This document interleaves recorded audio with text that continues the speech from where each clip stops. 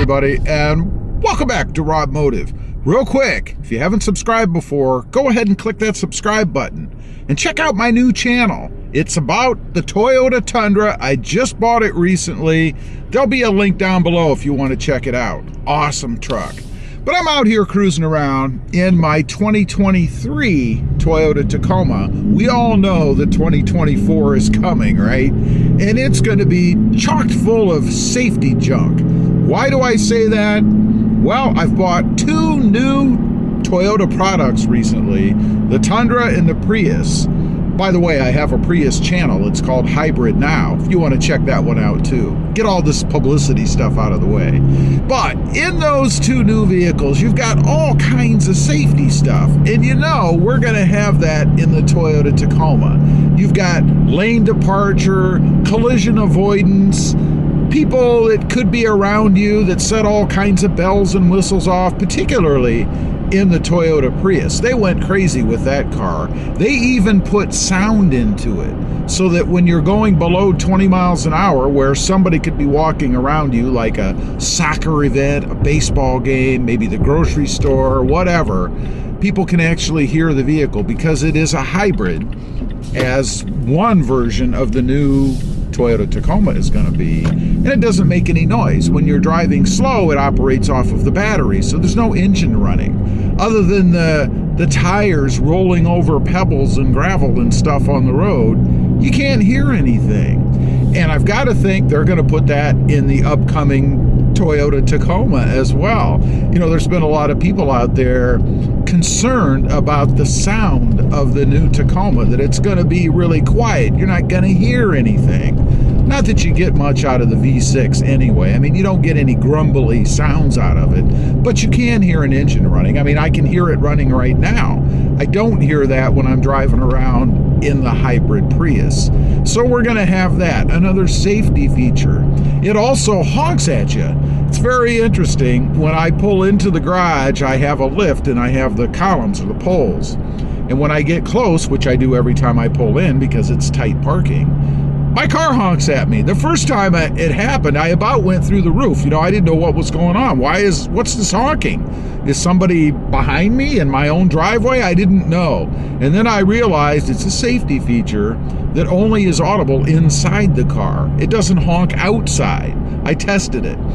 So we've got all this stuff coming.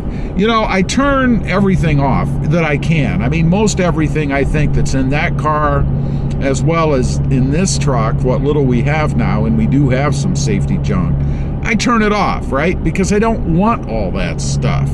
And I start to think, you know, how many people really do want all that stuff? I mean, do you find that kind of stuff necessary? Do you find it beneficial?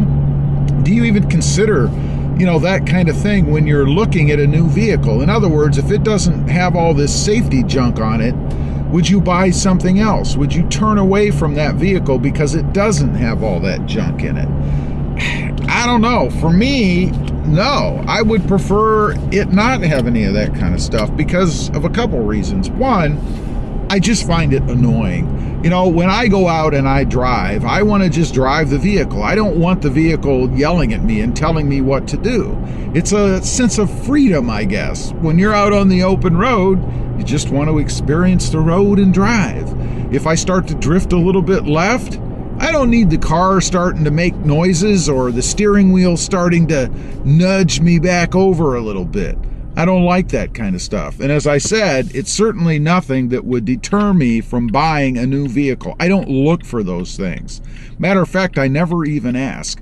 And you know what's more interesting to me too, or interesting to me, is that recently when I've gone in to buy those kind of things, the dealers, they don't really dwell on that stuff either. So I start to wonder if the dealerships themselves, you know, the people that sell these vehicles, really think that it's of any value either. Now, maybe it depends on who you are. I mean, you know, I'm a middle-aged guy walking in there with tattoos and a cut-off shirt. Maybe they figure that I don't really care about those kind of things. They kind of put a label on me when I walk in because, you know, we all do that, right? You can't help it. It's just human nature. I think there should be trim levels that are offered without that kind of stuff on it. You know, stuff that you pay for.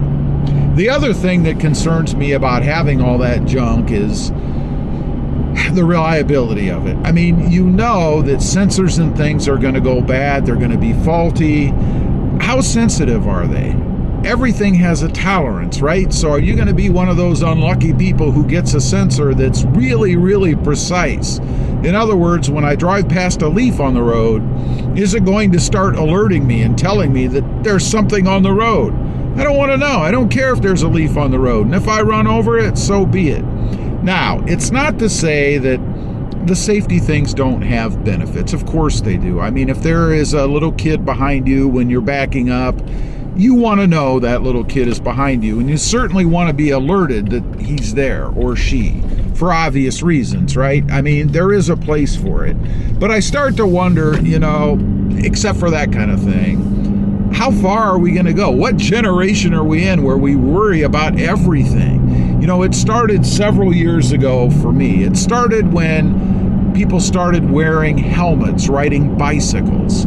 You know, you were looked down upon if you were cruising around on your bike as a younger person and not wearing a helmet. It drove me absolutely insane. I have never worn a helmet to ride a bicycle, but I started seeing it more and more. It wasn't just kids anymore. It was adults, 20s, 30s, 40s, 60s. Maybe there's a reason that a 60-year-old should be wearing a helmet. I don't know. But it's just crazy to me that we worry to the nth degree about everything, and we're trying to prevent everything from happening these days. I mean, life is a risk, isn't it? I mean, when you get in your vehicle and you drive down the road, you are accepting some level of risk, because you never know when somebody's going to run through that light, fall asleep at the wheel, be drinking and driving, you know, just the dumb things that people do. So it's a risk every time you get in the vehicle. I mean, are we going to have it so that we're all on rails now and everything is controlled by, I guess, a computer, AI, so that we can minimize as much as humanly possible or non-humanly possible the risks for everything? I don't know. It's just kind of crazy to me.